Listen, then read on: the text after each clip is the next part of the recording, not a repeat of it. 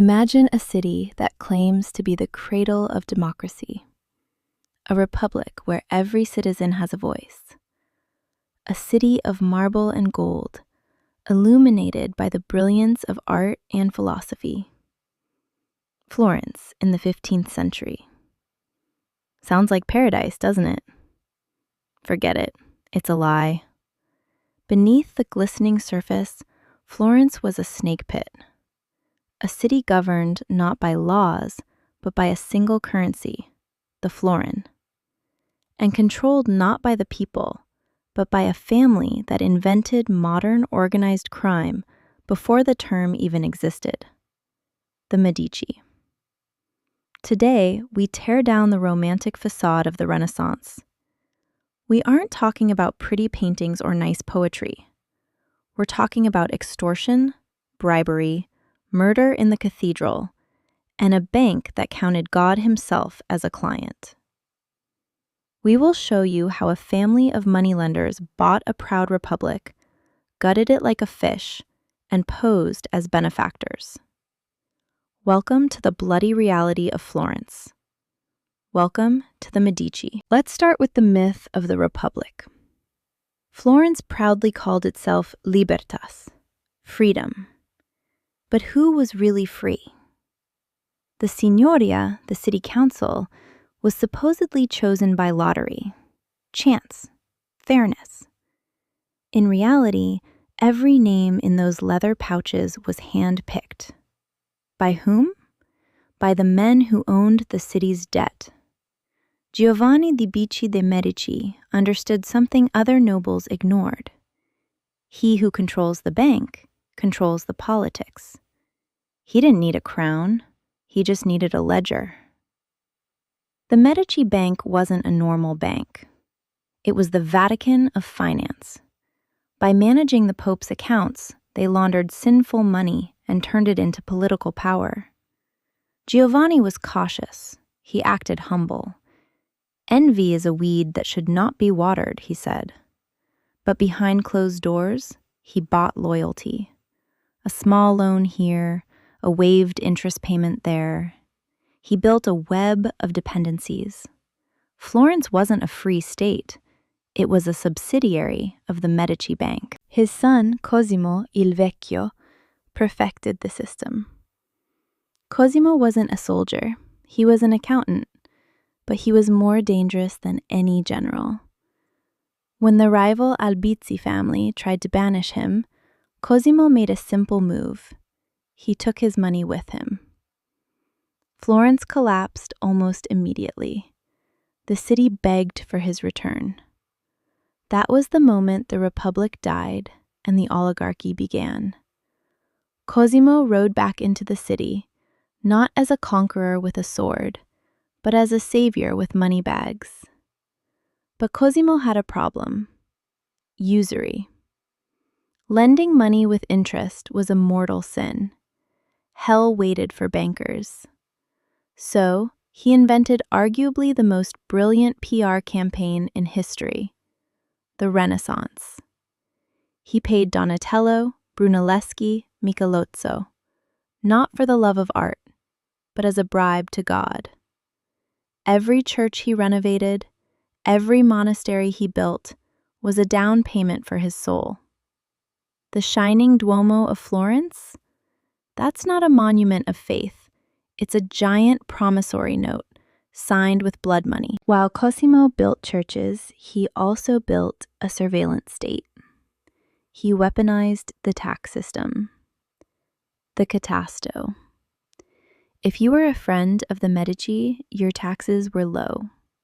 If you were an enemy, the tax collectors audited every cent until you were bankrupt. It was silent.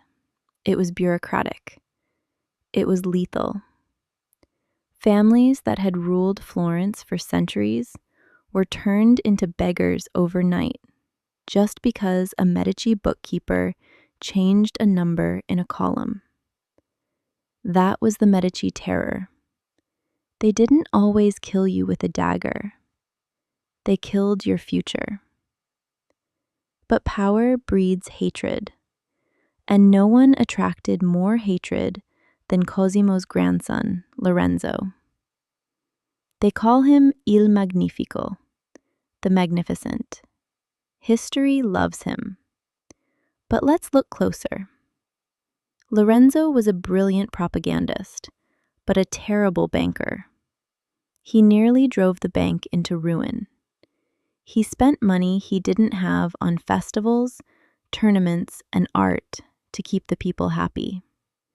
Bread and circuses, Roman style. He wasn't a president. He was a mafia don strutting through the streets, surrounded by armed thugs, while the city's economy slowly rotted. This hatred exploded on a Sunday. Easter, 1478. The Pazzi Conspiracy. The Pazzi were a rival banking family. They realized, as long as Lorenzo lives, Florence is a dictatorship. They planned the unthinkable. Murder at high mass, inside the Cathedral of Santa Maria del Fiore. As the priest raised the host, the assassins drew their daggers. It was blasphemy. It was madness. Giuliano de' Medici, Lorenzo's brother, was stabbed 19 times. He bled to death on the marble floor of the church. Lorenzo survived. Wounded, bleeding, he escaped into the sacristy. What followed wasn't justice. It was a purge. The Medici revenge was biblical. The conspirators weren't put on trial. They were thrown from the windows of the Palazzo della Signoria. The Archbishop of Pisa, in full vestments, was hanged by the neck, dangling above the square. In the days that followed, Medici supporters hunted down anyone even remotely connected to the Pazzi. Bodies were dragged through the streets. Parts were thrown into the Arno. Florence showed its true face, an angry mob steered by one family. After the Pazzi conspiracy, the mask finally slipped. Lorenzo now ruled as an unveiled tyrant. He formed the Council of 70, a body loyal only to him. The Republic was just a word on paper. But while Lorenzo solidified his power, the foundation was crumbling. The bank was broke. Branches in London, Bruges, Lyon shut down. Why? Incompetence. Managers stole, and Lorenzo didn't watch the books. To fund his lifestyle, he dipped into the state treasury. He embezzled the dowry funds of Florence's young girls. The Magnificent was a thief. Into this vacuum stepped a man who was the exact opposite of the Medici.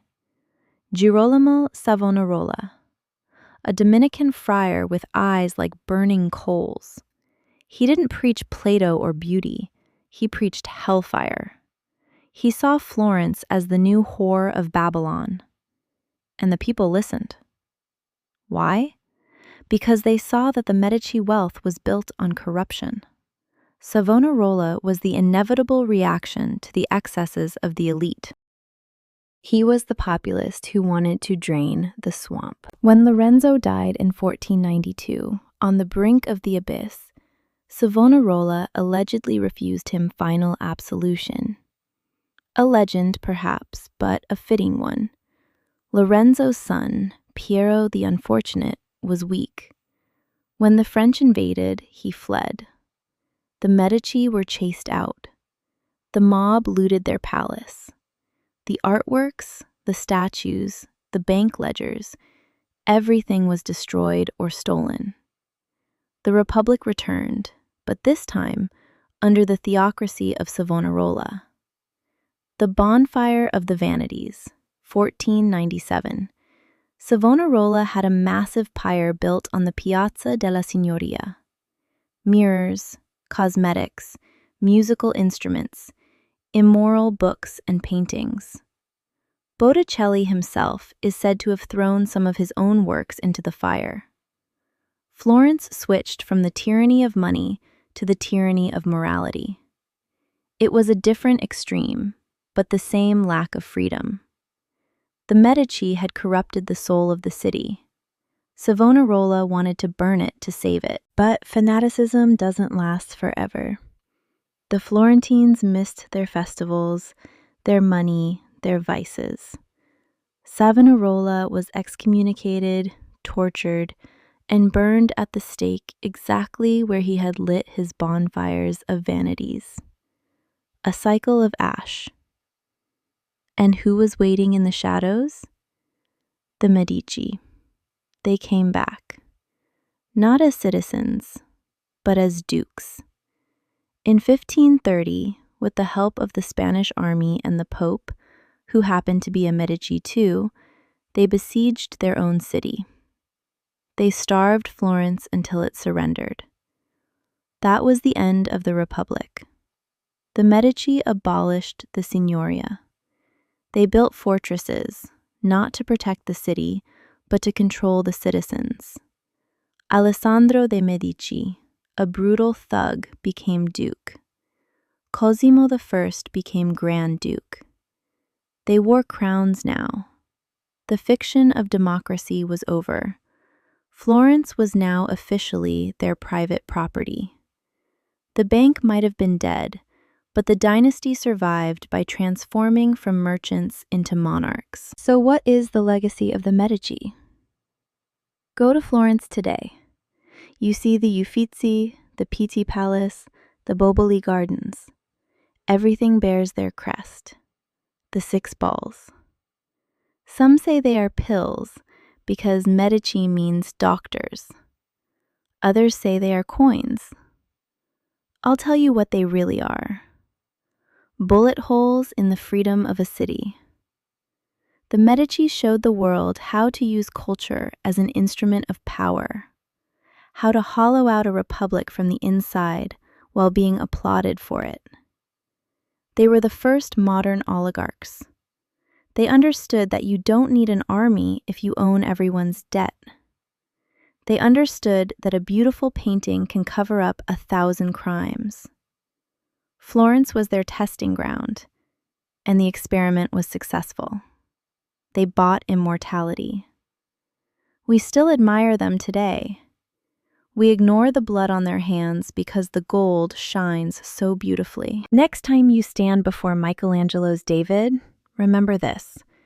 He was originally meant as a symbol of resistance against tyrants, but in the end, he wound up in the Tyrants Museum. The story of Florence and the Medici isn't a love story.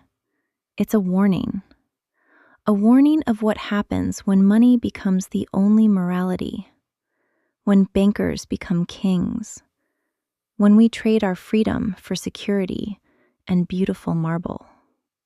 Florence is beautiful, but it is a graveyard of democracy.